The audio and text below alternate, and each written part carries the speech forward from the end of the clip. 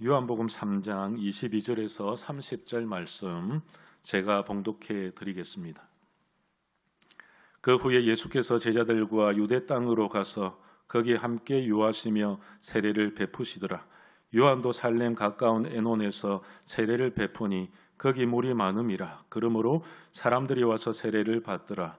요한이 아직 옥에 갇히지 아니하였더라. 이에 요한의 제자 중에서 한 유대인과 더불어 정결 예식에 대하여 변론이 되었더니 그들이 요한에게 가서 이르되 랍비여, 선생님과 함께 요단강 저편에 있던 이곳 선생님이 정언하시던 이가 세례를 베풀매 사람들이 다 그에게로 가더이다.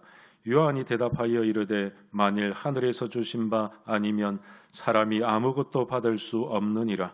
내가 말한 바 나는 그리스도가 아니요 그의 앞에 보내심을 받은 자라고 한 것을 증언할 자는 너희니라. 신부를 취하는 자는 신랑이나 서서 신랑의 음성을 듣는 친구가 크게 기뻐하나니 나는 이러한 기쁨으로 충만하였노라. 그는 흥하여야겠고 나는 쇠하여야 하리라 하니라. 이는 하나님의 말씀입니다.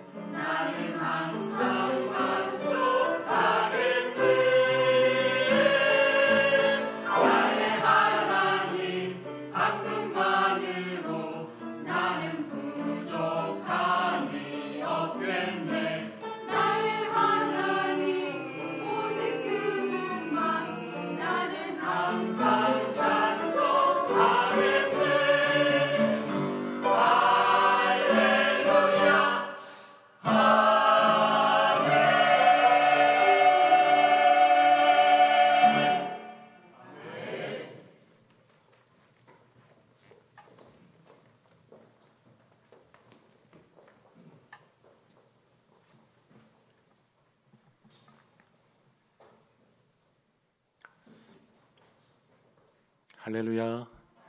하나님의 은혜와 사랑이 이곳에 가득 넘쳐나기를 소망합니다. 미국의 베스트셀러 작가 마크 맨슨이라는 분이 있습니다.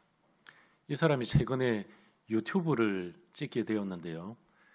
그 제목이 무엇이냐니까 세계에서 가장 우울한 국가를 여행했다 하는 주제였습니다. 저는 그 주제를 보면서 과연 세상에서 가장 우울한 국가가 누구일까? 어느 나라일까? 북한일까? 아프리카일까? 중동 지역에 있는 어느 한 나라일까? 여러분들이 생각하기에는 이 세상에서 가장 우울한 국가는 어디일까요? 어디겠습니까? 저는 사실은 마음으로 받아들이기가 굉장히 어려웠습니다. 이 미국 작가가 소개했던 가장 우울한 국가가 한국이었습니다. 주여, 탄성이 쏟아지는 장로님께서 조금 전에 주여라고 말씀하셨습니다. 저도 주여 했습니다. 왜 그랬을까? 왜 한국이 이렇게 우울한 국가가 되었을까? 그런데 이 유튜브를 찍으면서 이렇게 소개하고 있습니다. 가장 우울한 나라는 바로 한국이다. 한국은 불안하고 우울증이 있고 알코올 중독자가 많고 자살률도 사실 세계 1위지요. 많은 분들이 자살을 합니다. 그 중에서도 노인 자살률에 대해서 그는 꼬집어서 이야기하고 있다는 것입니다. 눈부시게 경제 성장이 이루어졌고 K-팝 인기가 절정에 달하고 있음에도 불구하고 왜 이렇게 우울해졌느냐?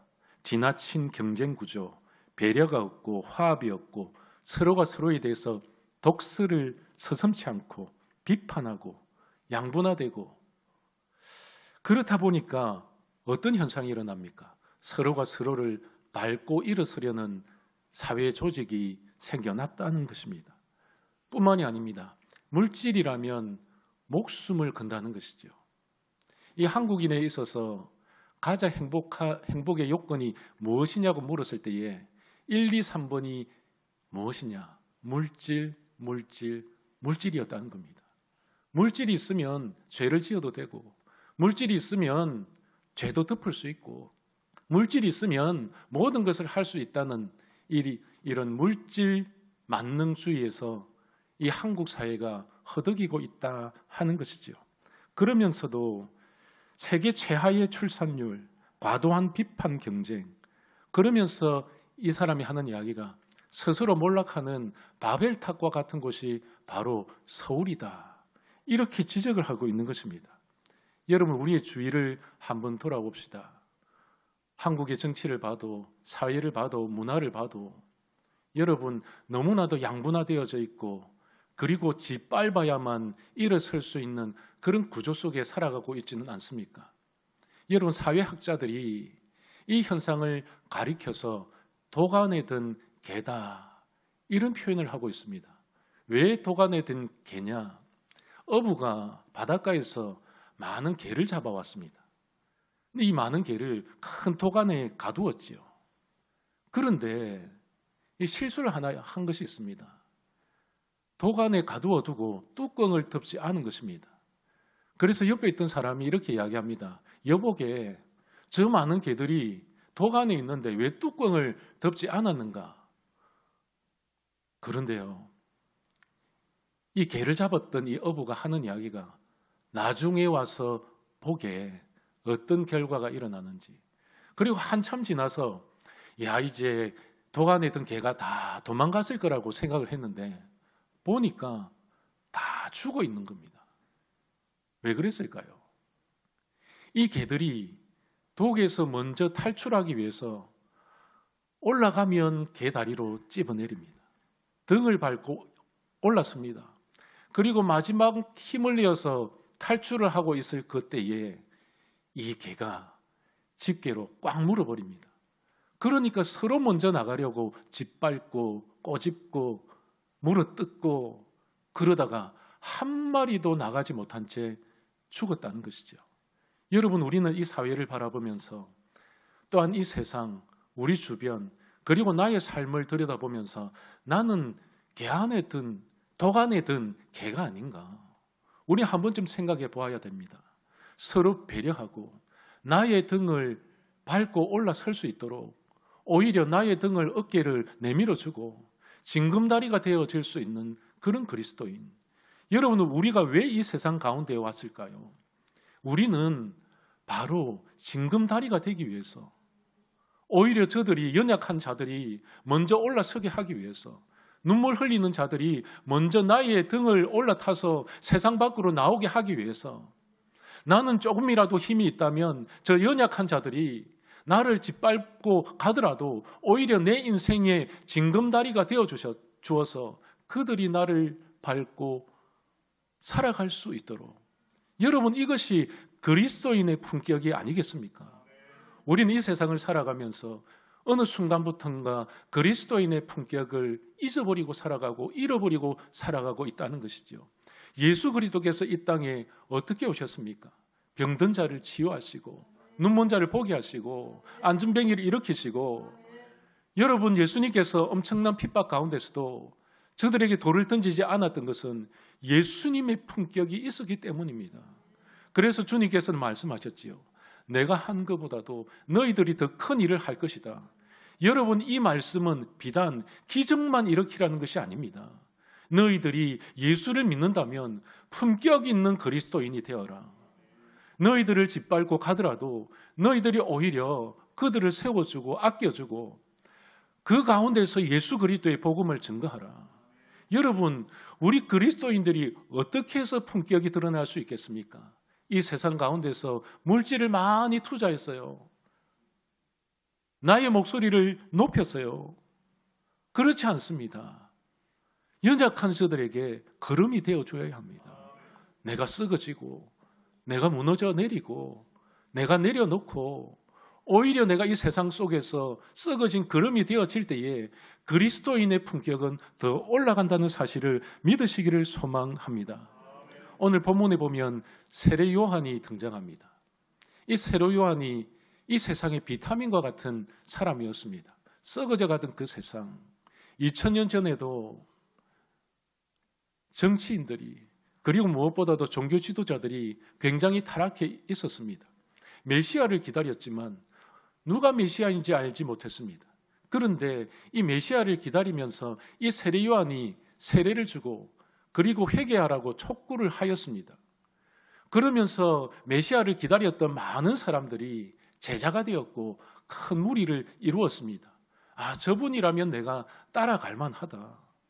여러분, 세례 요한이 바로 비타민과 같은 존재였고 그리고 품격 있는 그리스도인이었다는 것입니다. 그런데 제자들에게는 걱정이 있었습니다. 이 수많은 무리들이 이 세례 요한을 따랐음에도 불구하고 그런데 어느 순간부터인가 예수님이 등장한 겁니다. 그러면서 세례 요한의 제자들 중에서 한 무리들이 이 예수님을 쫓기 시작합니다. 그러니까 갈등이 빚어진 겁니다. 도대체 저 예수님이 어떤 분이시길래 우리 세례 요한 스승님의 제자들이 하나 둘씩 빠져나가고 무리들도 왜 예수님께로 가는가? 갈등이 빚어지고 이래서는 안 되겠다 하는 생각을 가졌지요. 거기에다가 기름을 붓는 일이 벌어졌습니다. 이 유대인 중에 한 사람이 찾아와서 이런 이야기를 하는 것이죠. 제자들에게, 여보시오, 진짜 세례 요한이 대단한 사람 맞소. 그런데 오늘날 보니까 예수를 따르는 사람이 더 많은 것 같소. 이 이야기를 들었을 때에 세례 요한의 제자들이 어떤 반응이 일어났을까요? 아, 맞습니다. 예수님은 메시아이시기 때문에 따르는 것은 당연합니다. 그렇게 생각하지 않았다는 겁니다. 그래서 이 세례 요한의 제자들이 이 세례 요한에게 찾아옵니다. 라이벌 의식을 가지고 스승이시여, 이래서는 안 되겠습니다. 제자들이 많은 사람들이 다 예수에게로 갑니다. 오늘 보면은 경쟁자처럼 이야기합니다. 예수님이라는 이 예수라는 사람이 와가지고 우리 제자들을 다 쓸어갑니다. 이랬다가는 좀 더 있다가는 우리 대학문 닫아야 됩니다.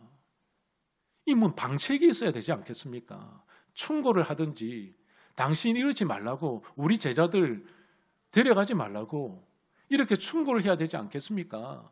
이 스승에게 제자들이 이렇게 이야기를 한 겁니다. 그건 너무나도 당연한 것이지요. 혜성처럼 나타난 예수 그리스도께서 새로운 하나님 나라의 복음을 제시할 때에 많은 무리들이 떠나가는 것, 예수님께로 다가서는 것, 그건 당연한 것 아니겠습니까? 그런데 다 가버렸다. 이 말은 무슨 말일까요? 사실은 너무나도 과장된 이야기겠지요. 그럼에도 불구하고 이 사회 구조 속에서는 무엇을 중시하느냐? 숫자를 중시한다는 것이죠. 한국 사회만 봐도 그렇지 않습니까? 아이들 친구가 와도 그렇게 묻습니다. 너 몇 반 되었니? 몇 번이니? 시험 점수가 어떻게 나왔니? 뭐 그렇게 이야기하지 않습니까? 아파트가 몇 평이니? 아버지 뭐 하시노? 얼마나 버노? 이렇게 말하지 않습니까? 이 대한민국 사회가 숫자 노름 때문에 썩어가고 있다는 것이죠. 그런데 세례 요한이 이 말에 대해서 찬물을 끼얹는 말을 합니다. 27절에 요한이 대답하여 이르되 만일 하늘에서 주신 바 아니면 사람이 아무것도 받을 수 없느니라. 이 세례 요한이 하고자 했던 말이 무엇이냐? 우리 인생에게는 분량이 있다. 나에게도 몫이 있다. 나는 내 분수를 한다. 그래서 하늘에서 내려주시지 아니하면, 하나님께서 주시지 아니하면 나는 아무것도 할 수 없다. 하나님께서 나에게 베풀어 주시지 아니하면 나는 받을 수 없다. 여러분, 그리스도인이 바로 이런 고백이 있어야 합니다. 하나님께서 이끌어 주셔야만 할 수 있습니다. 하나님이 일하실 때에 내 일이 되는 겁니다. 내가 하나님의 일을 할 때에 하나님께서 내 일을 해주시는 것이라는 것이죠. 세례 요한은 이 영적인 원리를 알고 있었다는 것입니다. 그래서 그는 겸손했습니다. 낮아졌습니다. 예수님을 따르는 것은 너무나도 당연하다. 나는 연약한 존재다. 예수님께서 나에게 은혜를 베풀지 않으면 나는 아무것도 할 수 없다. 하늘에서 나를 도와주시지 않으면 나는 아무것도 할 수 없는 존재다. 여러분, 오늘날 그리스도인들이 이런 고백이 있어야 될 줄 믿으시기를 소망합니다. 우리가 이 세상을 살아가면서 누구의 힘을 입어서 살아갑니까? 누구의 능력으로 살아갑니까? 성령의 능력 아니겠습니까? 그래서 우리는 인생을 살아가면서 내 몫이 있습니다. 나의 그릇이 있습니다. 내가 해야 될 일과 예수님께서 하셔야 될 일이 있다는 것입니다. 그렇게 볼 때에 이 세례 요한은 사심이 없었습니다. 내가 이 일을 해놓고 칭찬을 들어야지. 내가 예수님보다 더 높아져야지. 내가 하나님의 자리까지 올라가야지. 사람들로부터 칭찬받고 박수를 받아야지. 그런 생각을 한 것이 아니라 오히려 자기의 분수를 알았고 아무런 사심 없이 하나님의 일을 위해서. 여러분, 목회자도 그렇고 성도도 그렇지 않습니까? 교회의 일을 하면서 이것이 하나님의 일임을 알고 자기 자신이 낮아지고 자기 자신이 내려놓고 하나님이 하셨습니다. 세례 요한의 고백이 그 고백이었습니다. 하나님이 하셨습니다. 내가 한 일은 아무것도 없습니다. 나도 한낱 연약한 꽃에 불과합니다. 나는 지는 꽃이고 예수님께서는 피는 꽃입니다. 사랑하는 성도 여러분, 우리 양모리 교회를 보면서 저는 그런 생각, 그런 비전을 가집니다. 우리 3040, 우리 정말 열심히 하려고 몸부림치고 있습니다. 우리 어르신들이 그런 생각을 했으면 좋겠습니다. 품격 있는 생각, 세례 요한과 같이 아하, 이제 나는 지는 해구나. 나는 떨어지는 꽃잎이구나. 하지만 저 3040 세대, 젊은 세대는 이제 막 피는 꽃들이구나. 자기의 일을 내려줄 수 있고 바통을 다시 그들의 젊은 손에 옮겨줄 수 있는 그런 세례 요한과 같은 사람. 그리하여서 이제 나의 때가 왔구나. 하나님, 이제 바톤을, 이 신앙의 유산을 저들에게 물려줄 수 있도록 주님 역사하여 주십시오. 나는 좀 세하게 되지만 저들이 이제 올라설 수 있도록 내가 구름이 되어지고 징금다리가 되겠습니까? 여러분, 이것이 사심 없는 그리스도인이 아니겠습니까? 저는 우리 양모리 교회를 바라보면서 하나님 앞에 꿈을 꾸고 있습니다. 하나님, 우리 교회는 하나님 보실 때에 정말 지는 꽃되게 해주십시오. 왜 그런 줄 아십니까? 우리가 져야, 우리가 죽어야 예수님이 사십니다. 내가 죽어야 예수님이 사십니다. 나는 죽고 예수로 사는 사람. 여러분, 세례 요한이 그렇게 살았다는 것이죠. 내가 죽어서 예수님이 칭찬받을 수 있으면, 영광을 받으실 수 있으면 나는 죽어도 좋다. 여러분, 세례 요한이 말년이 어떻게 되었습니까? 그는 목이 베어져서 순교를 당합니다. 그럼에도 불구하고 그의 몫이 그것이었기 때문에, 자기의 분량이 이것이었기 때문에 그 순교의 자리로 나아갈 수 있었다는 것입니다. 여러분, 구약에 보면 사울 왕이 등장합니다. 여러분, 저는 사울 왕을 볼 때마다 참 마음이 아픕니다. 왜 그런 줄 아십니까? 하나님께서 이 사울 왕을 세우셨거든요. 그러면 하나님만 바라보고 직진하면 됩니다. 그런데 하나님을 바라보지 않고 환경을 바라보고 사람의 인기를 바라보면서 살았다는 것이지요. 왕으로서의 품격이 떨어졌다는 것입니다. 다윗이 혜성처럼 나타났습니다. 슈퍼스타가 되었습니다. 사울이 죽인 자는 천천히요, 다윗이 죽인 자는 만만이더라. 이 아녀자들이, 여인들이 춤추며 소고치며 찬양할 때에 속으로 갈등이, 내적 갈등이 일어납니다. 자기의 사위임에도 불구하고 그를 죽여버리려고 하지요. 왜 그렇습니까? 독 안에 있는 개와 똑같더라는 것입니다. 왕이면 다 가지고 있는데 다윗이 좀 칭찬을 들었다 해서 그를 죽여버리려고 한 것이죠. 여러분, 이것은 왕으로서의 품격이 아닙니다. 근데 다윗은 어떻습니까? 다윗은 왕이 되어서 참 왕으로서의 품격을 가지고 살아갑니다. 여러분, 자기 자신이 주인이 되려고 할 때에 하나님께서는 단절시킵니다. 내가 교회의 주인이 되려고 하고 내가 세상의 주인이 되려고 할 때에 하나님께서는 그 인생의 무대에서 끄집어 내리십니다. 그래서 하나님께서는 직접 이 사울을 버리신 것이지요. 여러분, 교회도 하나님께서 버리실 수 있습니다. 여러분, 라오디게아 교회를 우리가 배웠지 않았습니까? 우리 교회가 깨어서 교회로서의 품격을 잃어버릴 때, 그리스도인으로서의 품격을 잃어버릴 때에, 목회자로서의 품격을 잃어버릴 때에, 장로로서의 품격을 잃어버릴 때에, 권사로서의 품격을 잃어버릴 때에 그 자리에서 끄집어 내리는 겁니다. 하나님 마음은 아프시지 않겠습니까? 여러분, 우리는 기도해야 됩니다. 하나님, 참 그리스도인의 품격으로 살아갈 수 있도록 주님 역사해 주십시오. 내가 이 세상에 썩어져가는 이 세상 가운데서 비타민이 되겠습니다. 내가 녹아지겠습니다. 여러분, 비타민도요, 녹아져야만이 발휘할 수 있습니다. 영향력을 발휘할 수 있습니다. 교회가 비타민이 된다는 것은 이 세상 가운데서 녹아져야 된다는 것입니다. 그리스도인들이 비타민이 된다는 것은 내가 세상 가운데서 녹아지고 낮아져야 된다는 것입니다. 그래서 이 교회는 누가 주인이 되어야 되느냐? 예수님만 주인이 되어야 됩니다. 예수님만 주인공이 되어져야 되는 것이죠. 교회 안에서는 모두가 조연이 되어야 되고 엑스트라가 되어져야 됩니다. 안 되는 교회는 서로가 주연이 되려고 합니다. 서로가 주인공이 되려고 합니다. 그런데 잘 되는 교회, 하나님께서 칭찬하시는 교회는 어떤 교회나 내가 엑스트라가 되겠습니다. 내가 조연이 되겠습니다. 사랑하는 성도 여러분, 교회 안에서는 하나님만 주인공이 되고 예수님만 주인공 되고 성령님만 주인공이 되는 그런 교회가 되기를 소망합니다. 그래서 우리는요, 하나님, 저는 엑스트라라도 괜찮습니다.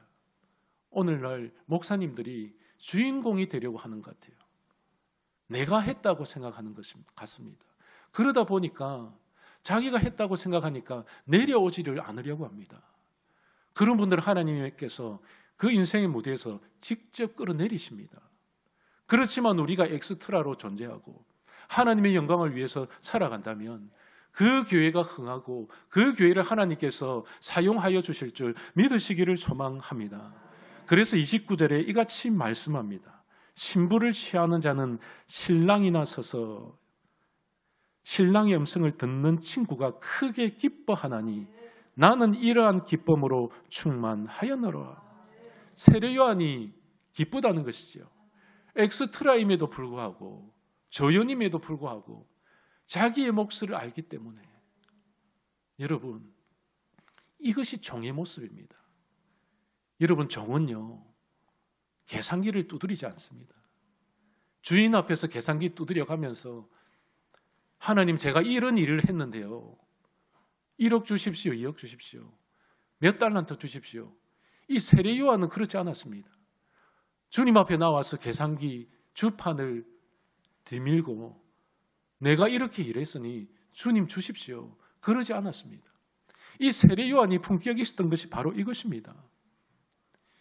세례 요한이 이 제자들을 설득시키기 위해서 한 이야기가 바로 이 내용입니다. 이 쇼시벤이라는 문화가 있습니다. 쇼시벤이 무엇이냐? 이 유대인들에게 들러리의 문화가 있었는데 그 들러리의 문화가 쇼시벤입니다. 이 내용이 무엇입니까? 이 들러리가 되어지면, 이 신랑이 들러리가 되어지면 모든 전반적인 결혼에 대해서 직접 도와줍니다. 청첩장도 만들고 안내도 하고, 그러다가 가장 중요한 일이 있는데 이 신부를 끝까지 지키고 있다가 신랑이 오는 그때에 인수인계를 하는 것이죠. 나는 여기까지다. 그래서 그 혼인잔치집의 주인공이 들러리가 아니라 신랑이라는 것을 보여주는 것입니다. 그러면서 하는 이야기가 나는 이것으로 기쁘다, 이것으로 행복하다. 세례 요한이 마지막에 기뻐한 것이 나는 이러한 기쁨으로 충만하였노라. 왜냐하면 이 혼인잔치의 주인공이 예수님이시기 때문에 나는 들러리에 불과하다. 나는 여기까지 하면 끝났다. 사랑하는 성도 여러분, 우리가 주님의 일을 할 때에 이런 정신이 필요합니다. 나는 주님의 들러리에 불과합니다. 나는 주님을 위해서 존재합니다. 이렇게 세례 요한이 주님을 위해서 들러리의 삶을 살았음에도 불구하고 내 마음속에 기쁨이 충만합니다. 사랑하는 성도 여러분, 우리 양모리 교회가 이런 기쁨으로 충만하시길 소망합니다. 세상에서 많은 것을 가졌기 때문에 기뻐하는 것이 아니라, 내가 세상에서 성공을 좀 했기 때문에 기뻐하는 것이 아니라, 하나님께서 영광을 받아주시고 예수님께서 영광을 받아주셨기 때문에 나는 그것으로 인해서 나는 이런 빈천한 자리에 간다 할지라도 내 마음이 즐겁다, 기쁘다. 이것이 그리스도인의 품격 아니겠습니까?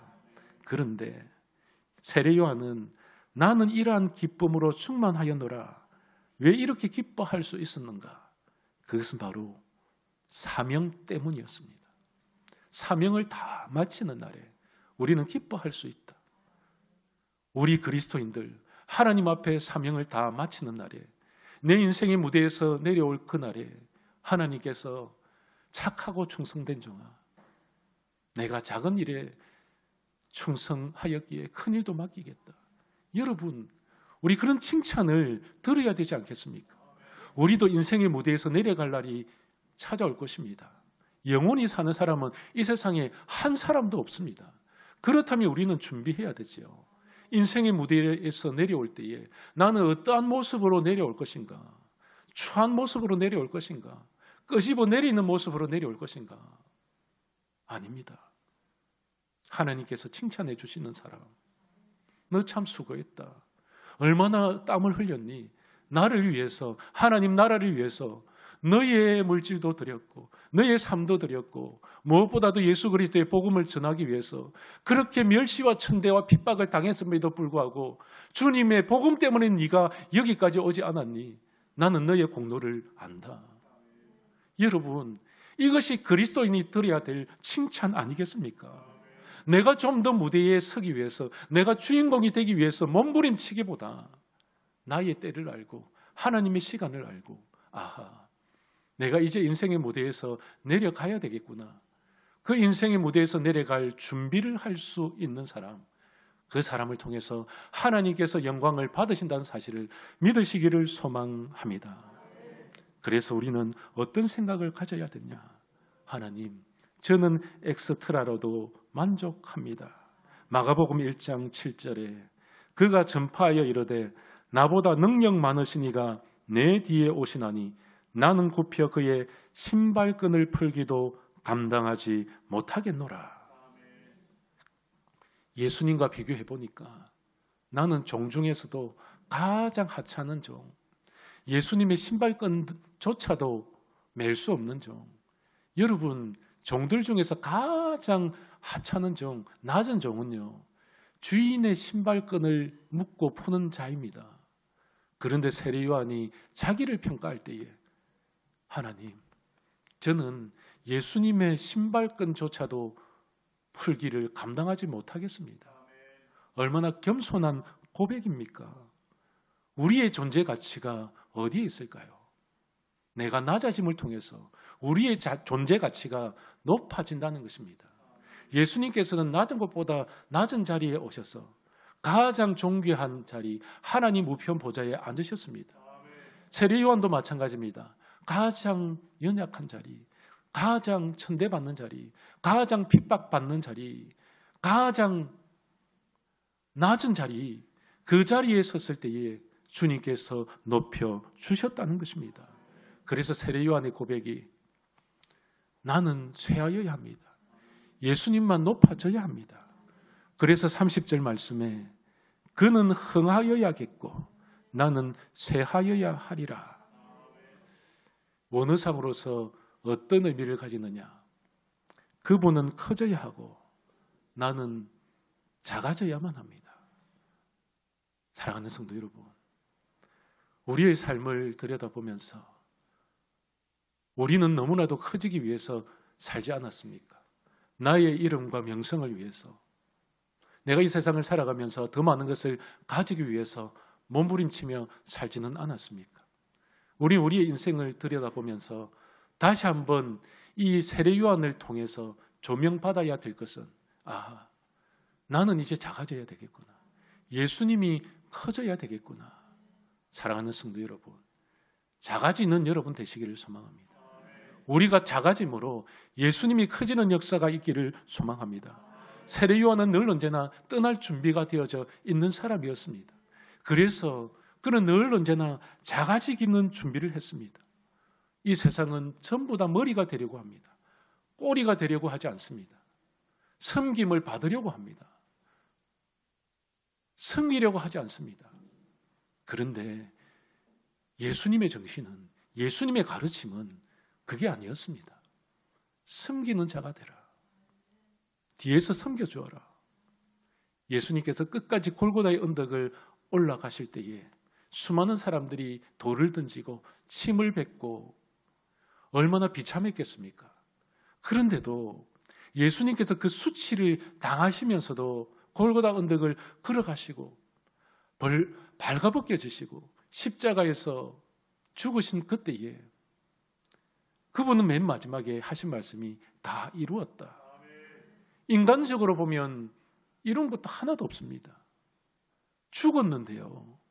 세례 요한을 한번 보십시다. 세례 요한도 목베임을 당해서 죽었는데요. 이것이 어떻게 다 이룬 것입니까? 세례 요한이 어떻게 다 이룬 것입니까? 죽어버렸는데요. 근데 하나님의 가치관은 다르다는 것입니다. 여러분, 우리는 세상을 살아갈 때에 세상적 가치관을 가지고 사는 것이 아니라 하나님의 가치관, 하나님의 관점을 가지고 살아가야 되는 것입니다. 그래서 하나님께서는 불순물을 원하지 않습니다. 세상에 섞여 있는 것 받으시지 않습니다. 땅과 섞여 있는 것 받으시지 않습니다. 그래서 우리는 늘 언제나 하나님께서 나를 바라보시면서 무엇을 원하시는지, 교회를 바라보시면서 무엇을 원하시는지 우리가 그 점에 대해서 깊이 있게 생각해 볼 필요가 있다는 것입니다.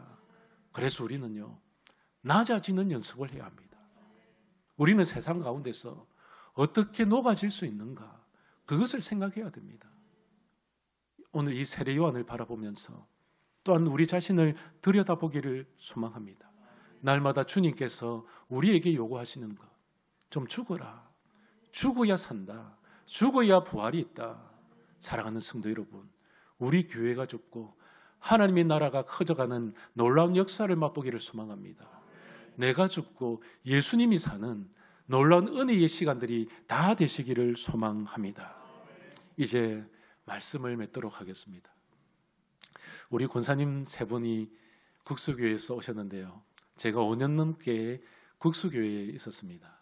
그 교회는 공연을 하는 그런 교회입니다. 시골임에도 불구하고 엄청나게 많은 사람들이 몰려옵니다. 근데 어떤 공연을 하느냐? 피아노도 치고 오페라도 하고 그저 뮤지컬도 하고 그리고 오르겔 연주도 합니다. 그런데 이 연주를 제가 오랫동안 봐왔는데 한 가지 특징 있는 사건들이 있었습니다. 그것이 뭐냐니까 피아노를 치든지 오르겔을 연주할 때에 옆에 서 있는 사람이 있습니다. 까만 옷을 입고 좀 추리하게 서 있는 사람이 있는데 이 악보를 하나씩 넘겨주는 사람입니다. 이 사람을 가리켜서 페이지 터너라는 것이죠. 페이지를 넘겨준다. 악보를 넘겨주는 사람, 이런 의미를 가지고 있습니다.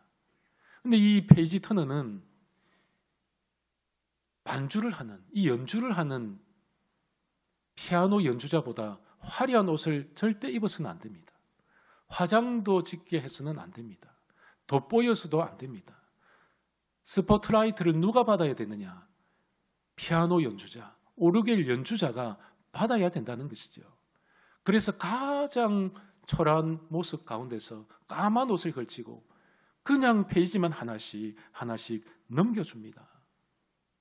여러분, 세례 요한이 페이지 터너였습니다. 하나님 나라를 연주하기 위해서 예수 그리스도께서 이 땅 가운데에 오셨을 때에 이 페이지를 하나씩 넘겨주셨던 사람, 그 사람이 바로 세례 요한이라는 것입니다. 사랑하는 성도 여러분, 우리가 이 세상을 살아가면서 페이지 터너가 되어야 됩니다. 영적인 페이지 터너.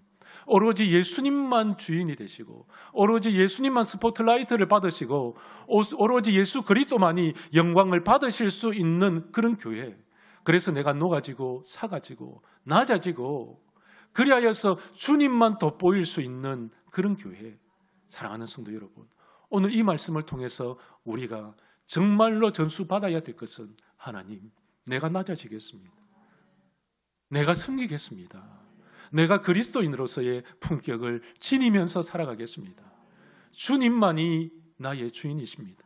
내가 이 땅 가운데서 엑스트라로 살아가더라도, 내가 이 땅 가운데서 조연으로 살아가더라도 영광을 받으시고 이 세상에서 박수 받으시고 영광을 받으실 분은 예수 그리스도 한 분밖에 없다는 것입니다.